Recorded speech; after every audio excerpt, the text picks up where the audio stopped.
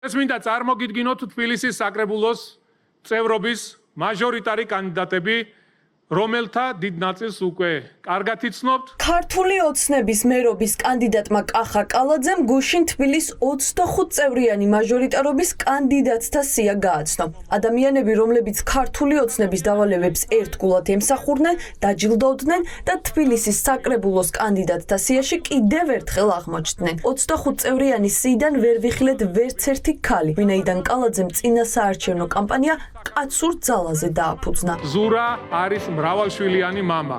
5 შვილს უზრდის ჩვენ სამშობლოს.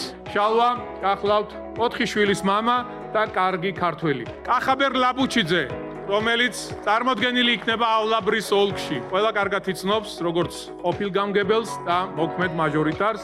ნათლუხის ოლქში გახლავთ დავით ხაბეიშვილი, ისნის რაიონის გამგებელი. ყველა 4 წელია გივის საკრებულოში დიდუბის რაიონის მაჟორიტარია, მანამდე კი ამავე რაიონის გამგეობაში იკავებდა სხვადასხვა პოზიციას. აი ეს ადამიანები ჩემთან ერთად იღებენ პასუხისმგებლობას თბილისის მომავალზე. ვაზისუბნის მაჟორიტარად ბექა მენთეშაშვილი იქნება. ირკვევა, რომ ეს ადამიანი ქართული ოცნების პარტ-აქტივის წევრია, რომელიც არაერთხელ ყოფილა მხილებული სამოქალაქო აქტივისტების მიმართ ფიზიკურ ძალადობაში. არქივი არაერთი თავდასხმის ვიდეოს ინახავს, სადაც კადრებში კარგად ჩანს, როგორ ცდილობს მაჟორიტარობის ახლანდელი კანდიდატი ახალგაზრდებთან დაპირისპირებას. კალაძემ კი ბექა მენთეშაშვილს ერთგულება ასე დაუფასა. იქ არიან ის ადამიანები, მაგალითად, ვინც ჩვენ აქციების განმავლობაში აქტივისტებს, ესე ვთქვათ, კონტრაქციებს გვიმართავდნენ და ხშირად ყოფილა ხოლმე, ესე ვთქვათ, შელაპარაკებები და ალბათ ქართულ ოცნებაში ესეა, რომ ესეთი რაღაცები ფასდება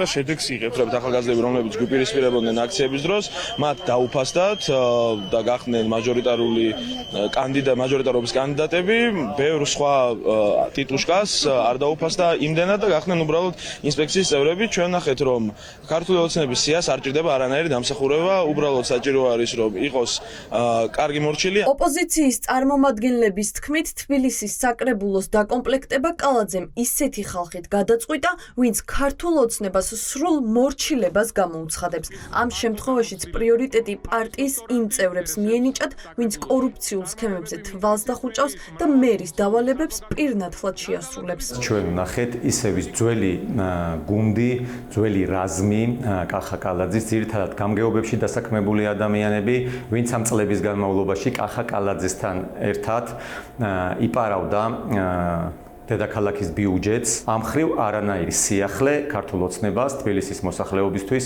არ შეუთავაზებია. შეთავაზება არის ისევ, რომ იქნება კორუფცია. შეიძლება ვნახოთ ნებისმიერი ადამიანი ტიტუშკა დანაწევრებული, მომღერლებით გაგრძელებული და დასრულებული ასევე სხვა პროფესიის წარმომადგენლებს, უბრალოდ მათი შერჩევის ერთადერთი კრიტერიუმი გახავთ ის, რომ ისინი არიან ლოიალურები ივანიშვილის და სხვათა შორის ამ შემთხვევაში კონკრეტულად ყობახიძის კლანის მიმართ. ეს არის ერთადერთი შერჩევის კრიტერიუმი, როდესაც საუბრობთ ივანიშვილის ეგრეთ წოდებულ გუნდის სიამბულში ბანდის წევრებს. ოცნების მაჟორიტართა სია ოპოზიციაში აჩენს ეჭვებს, რომ რეალურად კალაძეს საკრებულო მის დამხმარე ორგანოდ აქვს წარმოდგენილი, რომელიც მხარს წინა საარჩევნო კამპანიების დროს დაუჭერს. ამას მოწმობს ქართული ოცნების ძალმომრეობის პოლიტიკაც, სიაში არც ერთი ქალით და გენდერული დისბალანსით. მას თბილისის საკრებულო ჭირდება როგორც საკუთარი კორუფციული გადაწყვეტილებების მხარდამჭერი რაღაც ნოტარიუსის მსგავსი ორგანო, რომელიც უსიტყვოდ დაემორჩილება კალაძის ნებისმიერ კორუფციულ გადაწყვეტილებას. ერთადერთი мотиваციაა, რომ შეინარჩუნოს საკუთარი უკანონოდ ნაშოვნი ფული და კიდევ უფრო მეტი ფული იშოვოს. ეს არის მთავარი.